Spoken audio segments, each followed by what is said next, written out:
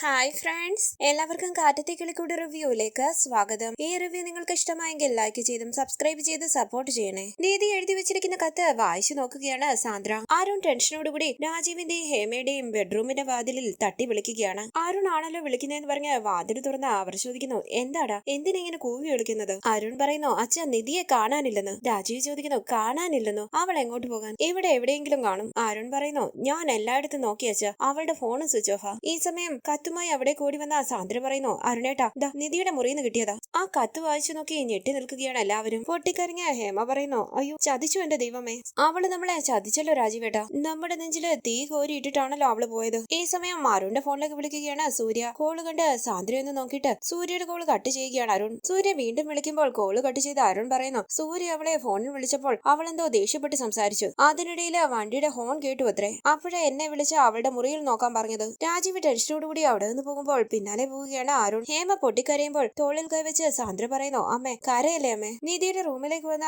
രാജീവ് പറയുകയാണ്, അവള് ഡ്രസ്സെല്ലാം എടുത്തിട്ടാ പോയത്. നീ ആ CCTV ചെക്ക് ചെയ്യ്, അവൾ എവിടെ പോയതാണെന്ന് അറിയണം. CCTV ചെക്ക് ചെയ്യാൻ വരുന്ന അവർ കാണുകയാണ് CCTV ഓഫ് ചെയ്തിട്ടിരിക്കുന്നതായി. സൂര്യ ദേഷ്യത്തോടുകൂടി കാറിന്റെ കീയും എടുത്ത് പുറത്തേക്ക് പോകുന്നു. തുടർന്ന് സാന്ദ്ര പറയുന്നു, അമ്മ കരയാതിരിക്കമ്മേ. ഹേമ പറയുകയാണ്, ഞാൻ എങ്ങനെ കരയാതിരിക്കും മോളെ? നേരം വെളുക്കുമ്പോൾ വന്നു കയറുന്നവരോട് ഞാൻ എന്തോ പറയും. രാജീവ് മനസ്സിൽ പറയുന്നു, ഇങ്ങനെ ഒരു കത്ത് എഴുതി വെച്ചിട്ട് അവൾ എവിടെ പോയിട്ടുണ്ടാകും? തുടർന്ന് ഡ്രൈവ് ചെയ്യുന്ന സുധീഷിനോട് നിധി പറയുന്നു, ഇങ്ങനെ ഒരു ദിവസം എന്റെ ജീവിതത്തിൽ ഉണ്ടാകുമെന്ന് ഞാൻ പ്രതീക്ഷിച്ചതേയില്ല. എന്നും എനിക്ക് വലുത് എന്റെ കുടുംബമായിരുന്നു. അച്ഛനോടും അമ്മയോടും വീട്ടുകാരുടെ കൂടെ ഇരിക്കുന്നത് എനിക്ക് എന്നും സന്തോഷം. പക്ഷെ ഇപ്പോ എന്റെ ഇഷ്ടങ്ങള് എന്റെ വീട്ടുകാര് സപ്പോർട്ട് ചെയ്തിട്ടില്ലെന്ന് ചോദിച്ചാൽ ഉണ്ട്, ഉറപ്പായിട്ടും ഉണ്ട്. മാസ്റ്റേഴ്സ് കിട്ടി, വലിയ ജോലി കിട്ടി, സ്വന്തമായിട്ട് സ്ഥാപനം ആരംഭിച്ച് ഇഷ്ടപ്പെട്ട ആളെ വിവാഹം ചെയ്ത് വീട്ടുകാരുടെ ഒപ്പം തന്നെ ജീവിക്കണമെന്നായിരുന്നു എന്റെ സ്വപ്നവും. ഇനി ഒന്നും നടക്കില്ല. കണ്ടില്ലേ, ഒരു രാത്രി ആരോടും പറയാതെ വീട്ടുകാരെ പറ്റിച്ച് രക്ഷപ്പെട്ട് ഓടേണ്ടി വന്നത്. സുധീഷ് പറയുന്നു, എടോ വീട്, ഇങ്ങനെ ഓവറായിട്ട് ആലോചിക്കല്ലേ.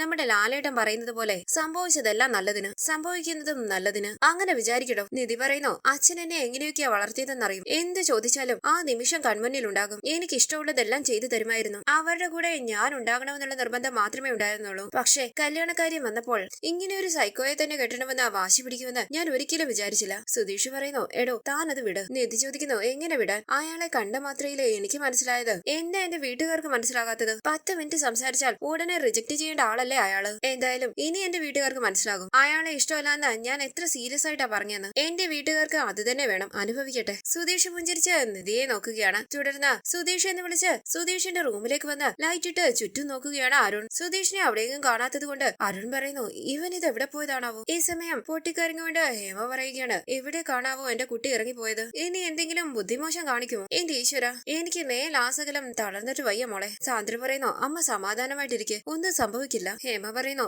എന്റെ സമാധാനം എന്നേക്കുമായി പോയി മോളെ. രാജീവിന്റെ അരികിലേക്ക് കൂടി വന്ന് അരുൺ പറയുന്നു, അച്ഛാ, മുറിയിൽ സുധീഷ് ഇല്ല, അവന്റെ ബാഗും ഇല്ല. രാജീവ് ചോദിക്കുന്നു, ഈ സമയത്ത് അവൻ എവിടെ പോയി തുടങ്ങി? സാന്ദ്ര ചോദിക്കുന്നു, ഇനി അവനെയും കൂട്ടിയായിരിക്കും ഒന്നിന് പോയത്. രാജീവ് പറയുന്നു, അതിന് എല്ലാ വണ്ടികളും ഇവിടെ തന്നെ ഉണ്ടല്ലോ. ഈ സമയം അങ്കിൾ എന്ന് വിളിച്ച് അവിടേക്ക് വന്ന സൂര്യ ചോദിക്കുന്നു, എന്താ ഇവിടെ സംഭവിച്ചുകൊണ്ടിരിക്കുന്നത്? ഒരാളും ഫോൺ എടുക്കുന്നില്ല. അവൾ ഇവിടെ ഉണ്ടോ ഇല്ലയോ? അരുൺ, കാര്യം പറ. അങ്കിൾ, അവൾ ഇവിടെ ഉണ്ടോ ഇല്ലയോ? മനസ്സിലായി, എനിക്കെല്ലാം മനസ്സിലായി. അവള് സംസാരിക്കുമ്പോൾ വണ്ടി പോകുന്ന ശബ്ദവും ഹോണും കേട്ടപ്പോഴേ എനിക്ക് സംശയമുണ്ടായിരുന്നു. നാളെ നിശ്ചയവും 2 നാൾ കഴിഞ്ഞാൽ കല്യാണവും നടക്കാനുള്ളതാ. ഈ സമയത്ത് അവൾ എവിടേക്കാ ഇറങ്ങിപ്പോയത്? അങ്കിൾ ഇതിന് ഉത്തരം തന്നേ തീരൂ. അവളെ പുറത്ത് കറങ്ങി തിരിയാൻ വിട്ടിട്ട് നിങ്ങൾ എന്ത് നോക്കിയിരിക്കുക ഇവിടെ? ഫോണിലൂടെ അവൾ എന്തൊക്കെയാ എന്നോട് പറഞ്ഞെന്നറിയും. ഈ കല്യാണം നടക്കില്ല. ഇതിലും നല്ലത് അവള് പുട്ടക്കുളത്തിൽ ചാടി ആത്മഹത്യ ചെയ്യുന്നതാണെന്ന്. എന്താ ഇത്? എന്തൊക്കെയാ ഇതൊക്കെ? ആരോടാണ് അവൾ ഇങ്ങനെയൊക്കെ സംസാരിക്കുന്നതെന്നറിയും. പെട്ടെന്ന് സൂര്യ ശ്രദ്ധിക്കുകയാണ് ഹേമയുടെ കയ്യിലിരിക്കുന്ന കത്ത്. ഹേമ അത് മറച്ചു പിടിക്കുമ്പോൾ അരികിലേക്ക് വന്ന് സൂര്യ ചോദിക്കുന്നു, എന്താ ആന്റി അത്? എന്താ ഒളിപ്പിച്ചു വെച്ചിരിക്കുന്നത്? ഇങ്ങി താ ആന്റി, ഇങ്ങി തരാൻ ആന്റി പ്ലീസ്. ഞെട്ടി ഭയത്തോടു കൂടി ഹേമ ആ കത്ത് സൂര്യയുടെ കയ്യിലേക്ക് കൊടുക്കുകയാണ്. ആ കത്തിലേക്ക് ഒന്ന് നോക്കിയിട്ട് സൂര്യ ചോദിക്കുന്നു, എന്താ ഇത്? എന്താ ഇതെല്ലാം? അരുൺ, പെങ്ങൾ കാണിച്ചു വെച്ചതിന് മറുപടിയില്ലേ? അവൾക്ക് ഡ്രൈവിംഗ് അറിയില്ല എന്നല്ലേ പറഞ്ഞത്? അപ്പോഴവള് ആരുടെ കൂടെയാ പോയത്? നോക്കരുൺ, CCTV നോക്ക്. അരുൺ പറയുന്നു, അത് ഓഫ് ചെയ്തിട്ടാ അവള് പോയത്. ദേഷ്യത്തോടു കൂടി സൂര്യ പറയുകയാണ്, നിങ്ങൾ എന്താ ചെയ്യാൻ പോകുന്നതെന്ന് എനിക്കറിയില്ല, പക്ഷേ എനിക്ക് ഈ കല്യാണം നടക്കണം. ഇന്ന് വെളുക്കുന്നതിന് മുമ്പ് അവൾ ഈ വീട്ടിൽ തിരിച്ചെത്തിയിരിക്കണം. പറഞ്ഞു ഉറപ്പിച്ചതുപോലെ നിശ്ചയം, കല്യാണം, റിസപ്ഷൻ എല്ലാം നടക്കണം. അരികിരിക്കുന്ന രാജീവ് പറയുന്നു, സൂര്യ ടെൻഷൻ ആകാതിരിക്കുക. ഇന്ന് പുലരും മുമ്പ് അവൾ ഈ വീട്ടിൽ എത്തിയിരിക്കും. ഞാൻ എത്തിച്ചിരിക്കും. അരുൺ, വണ്ടി എടുക്ക്. അങ്ങനെ രാജീവും അരുണും അവിടെ വന്ന് പോകുമ്പോൾ വളരെ ദേഷ്യത്തോടു കൂടി ആ കത്ത് വലിച്ചെറിഞ്ഞ് പിന്നാലെ പോവുകയാണ് സൂര്യ.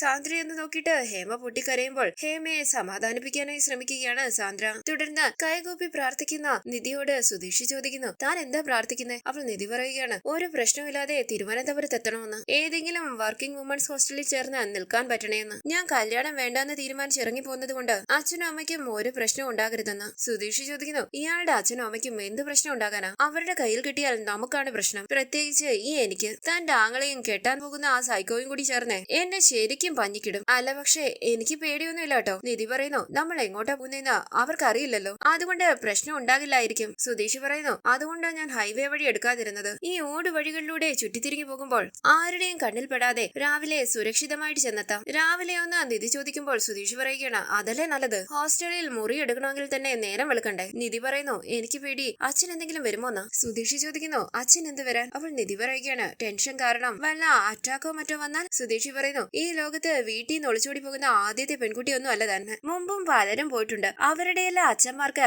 അറ്റാക്ക് വന്നിട്ടുണ്ടോ? പറ. നിധി പറയുന്നു. എല്ലാവരുടെയും കാര്യം എനിക്കറിയില്ല, പക്ഷെ എന്റെ അച്ഛൻ എന്നെ അങ്ങനെ വളർത്തി കൊണ്ടുവന്നതല്ലേ. സുധീഷ് പറയുന്നു. അതെ, ഇയാളുടെ അച്ഛൻ മാത്രമാണല്ലോ ആദ്യമായിട്ട് ഒരു പെൺകുട്ടിക്ക് എല്ലാം കൃത്യസമയത്ത് കൊടുത്ത് ശരിയായിട്ട് പരിപാലിച്ച് വളർത്തിക്കൊണ്ടു വന്നത്. ബാക്കിയുള്ളവരൊക്കെ കുഞ്ഞ് ജനിച്ചാലേ എടുത്ത് വെളിയിലോട്ടിടും. അതുങ്ങളെല്ലാം പിന്നെ അവിടെ കിടന്ന് തനിയെ വളരുകയാണല്ലോ ചെയ്യുന്നത്, അല്ലെ? നിധി പറയുന്നു. വീട്ടിലുണ്ടായിരുന്നപ്പോൾ ഒരു പാവം പോലെ ആയിരുന്നല്ലോ, ഇപ്പൊ വലിയ വാചകം അടിക്കാനൊക്കെ തുടങ്ങിയല്ലോ. ഒരു പാവമാണെന്ന് കരുതിയിട്ട് ഞാൻ വിശ്വസിച്ച് കൊണ്ടുവിടാൻ പറഞ്ഞത്. പുഞ്ചിരിച്ച് സുധീഷ് പറയുന്നു. ശരി, സമ്മതിച്ചു. ഇയാളുടെ അച്ഛനും അമ്മയും ഇയാളെ അരുമയായിട്ട് വളർത്തിയത് തന്നെയാ, സമ്മതിച്ചു. പക്ഷെ എന്തിന്? ഡിഗ്രിക്ക് റാങ്ക് കിട്ടിയ ഉടനെ ഒരു സൈക്കോയ്ക്ക് പിടിച്ച് കെട്ടിച്ചു കൊടുക്കാനാ? നിധി പറയുന്നു. ആ പറഞ്ഞത് ശരിയാ, അവ ശരിക്കും ഒരു സൈക്കോ തന്നെയാ. ഇന്നലെ രാത്രി ഫോൺ എടുക്കാതിരുന്നപ്പോൾ എന്റെ ഏട്ടത്തിയുടെയും ഫോണിലേക്ക് മൊത്തം 400 മിസ് കോൾ അയാൾ ചെയ്തത്. ഇത് കേട്ട് സുധീഷ് ചോദിക്കുന്നു. അയ്യോ എന്റെ അമ്മോ, 400? എന്റെയൊക്കെ ലൈഫില് ഞാനൊരു പെൺകുട്ടിക്ക് 2 തവണയിൽ കൂടുതൽ മിസ് കോൾ ചെയ്തിട്ടേ ഇല്ല. നിധി പറയുന്നു. അയാൾ ചെയ്തുന്നേ. ഒന്ന് മന്ത്രി. സുധീഷ് പറയുന്നു. അല്ല പിന്നെ, ഞാൻ പെൺകുട്ടികളെ 2 തവണയിൽ കൂടുതൽ വിളിച്ചിട്ടില്ലെന്ന് ഞാൻ ജനറലായി പറഞ്ഞതേ ഉള്ളൂ, അല്ലാതെ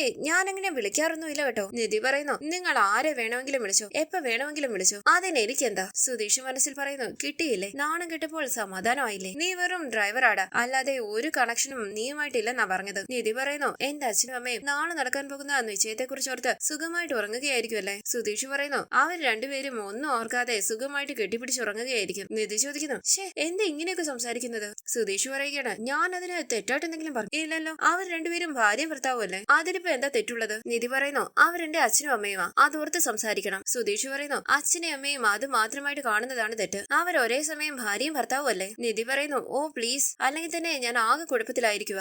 ഒരു സൈക്കോയിൽ നിന്നും രക്ഷപ്പെടാൻ നോക്കിയിട്ട് വേറൊരു സൈക്കോയുടെ അടുത്ത് വന്ന് വിട്ടുന്ന എന്നെ കൊണ്ട് ചിന്തിപ്പിക്കരുത്. വണ്ടി നിർത്തി സുധീഷ് ചോദിക്കുന്നു. സൈക്കോ എന്നോ? ദേ ആ ഓസ്ട്രേലിയൻ കങ്കാരുവിനെയും എന്നെ ഒരേപോലെ കാണരുതേ, എനിക്ക് ദേഷ്യം വരും. ഞാൻ അവനെ പോലെ ഒരാളൊന്നുമല്ല. അവന്റെ കയ്യിൽ നിന്ന് ഇയാളെ രക്ഷിക്കാനേ ജീവൻ പണയം വെച്ചിട്ടാ ഞാൻ ഇരിക്കുന്നത്, അത് താൻ മറക്കരുത്. അവനെ പോലെ ഞാനും സൈക്കോ ആണെന്ന് പറഞ്ഞാൽ അത് ശരിയാകില്ല. ഞാൻ ഇയാളെ സേഫ് ആയിട്ട് എത്തേണ്ട സ്ഥലത്ത് എത്തിച്ചു തരാം, പക്ഷെ എന്റെ സംസാരം കേട്ടിട്ട് സൈക്കോ ആണെന്നൊന്നും പറഞ്ഞേക്കരുതേ. ഞാൻ ശരിക്കും ഒരു നല്ല മനുഷ്യനാ, അത് തന്റെ മനസ്സിൽ വേണം. ഇത് കേട്ട് പുഞ്ചിരിച്ച് നിധി പറയുന്നു. സോറി. പുഞ്ചിരിച്ച് സുധീഷ് പറയുകയാണ്. It's okay. നിധി ചോദിക്കുന്നു. ഇനി പോകാലോ? ഓക്കെ എന്ന് പറഞ്ഞ് സുധി സന്തോഷത്തോടു കൂടി വണ്ടി മുന്നോട്ടേക്ക് എടുക്കുകയാണ്. നിധി കണ്ണടച്ച് ചാരി കിടക്കുന്നു. തുടർന്ന് നിധിയെ അന്വേഷിച്ച് കാറിൽ വരികയാണ് രാജീവും അരുണും സൂര്യയും. സൂര്യ പറയുന്നു. ഞാൻ ഇനി എന്റെ ഡാഡിയോട് എന്ത് പറയും? അതുപോട്ടെ മമ്മിയോട് എന്ത് പറയും? അങ്കിൾ, നാളെ എന്റെ ഫ്രണ്ട്സ് ചോദിക്കുമ്പോൾ എന്തൊരു ഷെയിമാണ്. ഞാൻ കെട്ടാൻ പോകുന്ന പെണ്ണ് തലേന്ന് രാത്രി ഒരു ഡ്രൈവറുടെ കൂടെ ഒളിച്ചോടിയെന്ന് പറഞ്ഞാൽ. രാജീവ് പറയുന്നു. സൂര്യ പ്ലീസ്, എന്റെ മോളെ കുറിച്ച് അനാവശ്യം പറയരുത്. സൂര്യ ചോദിക്കുന്നു. അവളെ അവനെയും ഒന്നിച്ചല്ലേ കാണാതായത്, പിന്നെ ഞാൻ എന്ത് വിചാരിക്കണം? അരുൺ ചോദിക്കുന്നു. അവരൊന്നിച്ചാ പോയതെന്താ നമുക്ക് ഉറപ്പുണ്ടോ? ഇല്ലല്ലോ. സൂര്യ പറയുകയാണ്. ഇങ്ങനെ ഒരു കാര്യം ചെയ്യണമെങ്കിൽ അവൾക്ക് എത്രമാത്രം ധൈര്യം ഉണ്ടായിരിക്കണം. എന്റെ ഫോൺ അറ്റൻഡ് ചെയ്തിട്ട് അവൾ എന്നോട് പറഞ്ഞതാ. അതേടോ, ഞാൻ പുറത്ത് തന്നെയാണ്. അത് ചോദിക്കാൻ താൻ ആരാണെന്ന്? അഹങ്കാരി. ഇനി അവനോടൊപ്പമാണ് അവള് പോയിട്ടുള്ളതെങ്കിൽ എന്റെ കയ്യിൽ അവനെ കിട്ടട്ടെ, അതോടെ തീർക്കുന്നുണ്ട് ഞാൻ. ഇങ്ങനെയൊക്കെ തോന്നിയതുപോലെ നടക്കുന്ന പെണ്ണുങ്ങളെ പറ്റി പറയുന്ന ഒരു വാക്കുണ്ടല്ലോ, എന്താ ഇത്? തെറിച്ച പെണ്ണ്. താൻ ഈ തെറിച്ചവളെ പോലെയാണ് അവള് പെരുമാറിയത്. ഇത് കേട്ട് രാജീവ് പറയുന്നു. സൂര്യ, നിങ്ങൾ സംസാരിക്കുന്നത് എന്റെ മകളെ കുറിച്ചാണ്, അത് ഓർമ്മ വേണം. ആദ്യം മുതലേ അവൾക്ക് ഈ കല്യാണം വേണ്ടാന്നായിരുന്നു. പഠിക്കണം എന്ന് പറഞ്ഞുകൊണ്ടിരുന്നു. ഞാൻ അത് കേട്ടില്ല, അതുകൊണ്ട് കല്യാണം പേടിച്ച് അവൾ ഏതെങ്കിലും ഫ്രണ്ട്സിന്റെ വീട്ടിൽ പോയി കാണും. അതിനപ്പുറം ഒന്നും എന്റെ മോള് ചെയ്യില്ല, ഉറപ്പ്. സൂര്യ ചോദിക്കുന്നു. അങ്ങനെ പോകുന്നവൾ എന്തിന് CCTV ഓഫ് ചെയ്യണം? അപ്പൊ അതിൽ എന്തോ കള്ളത്തരം ഉണ്ടെന്നല്ലേ അർത്ഥം? രാജീവ് പറയുന്നു. അരുൺ, നമ്മുടെ വീടിന് നേരെയുള്ള ചർച്ചിൽ CCTV ഇല്ലേ? അച്ഛൻ മേടയിൽ ഉണ്ടാകും, അദ്ദേഹത്തെ വിളിച്ച് അതിന്റെ വിഷ്വൽസ് എന്റെ ഫോണിലേക്ക് ഒന്ന് അയച്ചു തരാൻ പറ. അരുൺ ചോദിക്കുന്നു. അതൊക്കെ വേണോ അച്ഛാ? അവരൊക്കെ അറിയില്ലേ? സൂര്യ പറയുന്നു. അല്ലെങ്കിലും നാളെ നേരം വെളുക്കുമ്പോഴേ ലോകം മുഴുവനും അറിയും. രാജീവ് പറയുന്നു. നീ വണ്ടി ഒതുക്കി അച്ഛനെ വിളിക്ക്, CCTV വിഷ്വൽസ് കണ്ടതിന് ശേഷം പോയാ മതി. ഇനി അവിടെ ഒതുക്ക്. തുടർന്ന് നിധി ചാരിക്കിടന്ന് ഉറങ്ങുന്നത് കണ്ട് സുധീഷ് സന്തോഷത്തോടുകൂടി പാട്ട് കേൾക്കുകയാണ്. കണ്ടു തുറന്ന നിധി പാട്ട് ആസ്വദിച്ചിരിക്കുന്ന സുധീഷിനെ ശ്രദ്ധിക്കുന്നു. നിധിയെ ശ്രദ്ധിച്ചിട്ട് സുധീഷ് ചോദിക്കുന്നു. അല്ല, ഉറങ്ങിയില്ലേ? ഒറ്റയ്ക്ക് ഓടിക്കുമ്പോഴേ പാട്ട് പാട്ട് വെച്ച് ചില്ലാകാമെന്ന് കരുതി. നിധി പറയുകയാണ്, പാട്ട് വെച്ച് ചില്ലായിട്ട് പോകാൻ ഇത് ടൂർ ആണല്ലോ. സുധീഷ് പറയുന്നു, വേണ്ട വെക്കുന്നില്ല. പിന്നീട് കാണിക്കുന്നത് അരുൺ ഫോണിലൂടെ സംസാരിക്കുകയാണ്. ശരി അച്ഛാ. അതെയോ, ശരി. ഫോൺ കട്ട് ചെയ്ത് അരുണിനോട് രാജീവ് ചോദിക്കുന്നു, എന്താടാ? സൂര്യ ചോദിക്കുകയാണ്, കിട്ടിയില്ലേ? വിഷ്വൽസ് അയച്ചോ? അരുൺ പറയുന്നു, വിഷ്വൽസ് അയച്ചിട്ടുണ്ട്. സൂര്യ ചോദിക്കുന്നു, അയച്ചോ? ഷോമി കാണിക്ക്. അവർ വിഷ്വൽസ് കാണുകയാണ്. നിധി വീടിന്റെ ഗേറ്റ് അടച്ച് പുറത്തേക്ക് ഇറങ്ങുമ്പോൾ അവിടേക്ക് വന്ന സുധീഷ് നിധിയുമായി സംസാരിക്കുന്നതും അവരവിടെ നിന്ന് പോകാനായി തുടങ്ങുന്നതും സൂര്യ പറയുന്നു, അങ്കിൾ സി അവനെ നോക്ക്, അവൻ സംസാരിക്കുന്നത് നോക്ക്, കണ്ടോ? ദാ അവളിതാ കൂടെ പോകുന്നു, ദാ നോക്ക്. സുധീഷിന്റെ ഒപ്പം ജീപ്പിൽ കയറി അവിടെ വന്ന് പോവുകയാണ് നിധി. സൂര്യ പറയുകയാണ്, ദാ നോക്ക്, ഇപ്പൊ വിശ്വാസം വന്നു. അവൾ അവന്റെ കൂടെ ഓടിപ്പോയി എന്ന് ഇപ്പൊ വിശ്വാസം വന്നോ രണ്ടുപേർക്കും? രണ്ടുപേരും തമ്മിൽ സംസാരിക്കുന്നത് കണ്ടില്ലേ? രാജീവ് ചോദിക്കുന്നു, അതുകൊണ്ട് അവന്റെ കൂടെ ഓടിപ്പോയി എന്നാണോ അതിന്റെ അർത്ഥം? സൂര്യ ചോദിക്കുകയാണ്, പിന്നെ എന്താ അർത്ഥം? പറ അങ്കിൾ, പിന്നെ എന്താ അർത്ഥം? കൺമുന്നിൽ ഇത്രയും കണ്ടിട്ടും മകൾ ശീലാവതിയാണെന്ന് വാദിക്കുന്നുണ്ടല്ലോ. നിങ്ങൾക്കെന്താ തലയ്ക്ക് സുഖമില്ലേ? ഏത് കേട്ട് ദേഷ്യത്തോടു കൂടി അരുൺ പറയുന്നു, സൂര്യ എന്റെ അച്ഛനോട് സംസാരിക്കുന്നതെന്നാ ഓർമ്മ വേണം. അപ്പോൾ സൂര്യ ചോദിക്കുന്നു, ഞാൻ പിന്നെ എങ്ങനെ സംസാരിക്കണം? അത് പറ. വീട്ടിലെ ഡ്രൈവറുടെ കൂടെ പെങ്ങൾ ഓടിപ്പോകുമെന്ന് പേടിച്ചിട്ടാണോ ഈ കല്യാണം ഇത്ര പെട്ടെന്ന് നടത്താമെന്ന് സമ്മതിച്ചത്? വിരൽ ചൂണ്ടി അരുൺ പറയുന്നു, സൂര്യ മര്യാദയ്ക്ക് സംസാരിക്കണം. അപ്പോൾ സൂര്യ ചോദിക്കുന്നു, ഞാനാണോ മര്യാദകേട് സംസാരിച്ചത്? ഞാനാണോ മര്യാദകേട് കാണിച്ചതെന്ന് ഫുട്ടേജ് കണ്ടതല്ലേ? നോക്ക്, അവൾക്ക് എന്നെ ഇഷ്ടമല്ല, പക്ഷെ അവനെ ഇഷ്ടമായി അല്ലേ? അതുകൊണ്ട് എന്നെ ഇഷ്ടപ്പെട്ടില്ല, അതുകൊണ്ട് എന്നോട് സംസാരിക്കില്ല. ആ കാരണം കൊണ്ട് ഞാൻ ഫോൺ വിളിക്കുമ്പോൾ അവൾക്ക് ദേഷ്യം വരും അല്ലേ? ഇത്ര കാലമായി അവളുടെ ഈ ബന്ധം തുടങ്ങിയിട്ട്. ആദ്യം അത് കണ്ടുപിടിക്ക്. അരുൺ പറയുന്നു, അവൾ അവനെ കാണുന്നത് തന്നെ അന്നത്തെ ദിവസം കാറ് തട്ടാൻ പോയി വഴക്കുണ്ടായപ്പോഴാ. അവള് വളർന്നതും പഠിച്ചതും ഒക്കെ ഇവിടെയല്ലേ? അവൾക്ക് അവനെ ഒരു പരിചയമില്ല. അതെ, അവളെ ഞങ്ങൾക്കറിയാവുന്നതിൽ കൂടുതലൊന്നും നിങ്ങൾക്കറിയില്ലല്ലോ. ചിരിച്ചുകൊണ്ട് സൂര്യ പറയുന്നു, അറിയാം, നന്നായിട്ടറിയാം. അതുകൊണ്ടാണല്ലോ ആരും അറിയാതെ അവൾ ഓടിപ്പോയത് എന്ന് പറഞ്ഞ് അരുൺ സൂര്യയുടെ നേരെ വിരൽ ചൂണ്ടുകയാണ്. രാജീവ് പറയുന്നു, മതി നിർത്ത്. രാജീവ് ഗുണ്ടകളുടെ ഫോണിലേക്ക് വിളിച്ച് കാര്യം പറയുകയാണ്. എല്ലാം കേട്ട ഗുണ്ടകളിൽ ഒരാൾ പറയുന്നു, ഉറപ്പായും സർ, തീർച്ചയായും. അങ്ങനെ ഫോൺ കട്ട് ചെയ്ത് അയാൾ പറയുകയാണ്, ഡാ കേറ്, പണിയുണ്ട്. അങ്ങനെ അവർ വണ്ടിയിൽ കയറി അവിടെ നിന്ന് പോവുകയാണ്. രാജീവ് പറയുന്നു, വണ്ടി എടുക്ക്. അപ്പോൾ സൂര്യ പറയുകയാണ്, നിക്ക്. ഇത് കേട്ട് സൂര്യയെ തിരികെ നോക്കുന്ന രാജീവിനെയും അരുണിനെയും കാണിച്ച് ഇന്നത്തെ എപ്പിസോഡ് അവസാനിച്ചു. ഇനി അടുത്ത എപ്പിസോഡ് പ്രൊമോ റിവ്യൂ. രാജീവും അരുണും സൂര്യയും നിധിയെ അന്വേഷിച്ച് കാറിൽ അവിടെ നിന്ന് പോവുകയാണ്. അപ്പോൾ സൂര്യ പറയുന്നു, അവൾക്ക് അവനെ എന്നെ അറിയാം, അവര് തമ്മിൽ ലവ് ആയിരുന്നു. തുടർന്ന് ഫോണിലൂടെ ഗുണ്ടകളോട് രാജീവ് പറയുന്നു, അവനെ കൊന്നിട്ടായാലും അവളെ തിരിച്ചെത്തിക്കണം. ഈ സമയം ഡ്രൈവ് ചെയ്യുന്ന സുധീഷ് നിധിയോട് പറയുന്നു, ഇയാളുടെ സങ്കടം എനിക്കറിയാം. ആ കല്യാണം നടത്താൻ ഇനി ഞാൻ സമ്മതിക്കില്ല. അതിന് ഇയാളെ ഞാൻ രക്ഷിക്കും. അങ്ങനെ അവർ മുന്നോട്ടേക്ക് വരുമ്പോൾ രാജീവിന്റെ ഗുണ്ടകളെ കാണുകയാണ്. അവർ വഴിയിൽ വണ്ടികൾ തടഞ്ഞു നിർത്തി ചെക്ക് ചെയ്യുകയാണ്. ഈ സമയം ആ വഴി വരികയാണ് സുധീഷും നിധിയും. ഗുണ്ടകളെ കണ്ട് അത് രാജീവിന്റെ ഗുണ്ടകളാണെന്ന് മനസ്സിലാക്കി ജീപ്പ് നിർത്തുകയാണ് സുധീഷ്. നിധി ടെൻഷനോടുകൂടി സുധീഷിനോട് സംസാരിക്കുന്നു. സുധീഷ് ആലോചിച്ച് ആ ഗുണ്ടകളെ ശ്രദ്ധിക്കുമ്പോൾ ഭയത്തോടുകൂടി ഇരിക്കുകയാണ് നിധി. വരാനിരിക്കുന്ന എപ്പിസോഡ് വിശേഷങ്ങളുമായി വീണ്ടും കാണാം. Thank you for watching. Please subscribe, like, share my channel.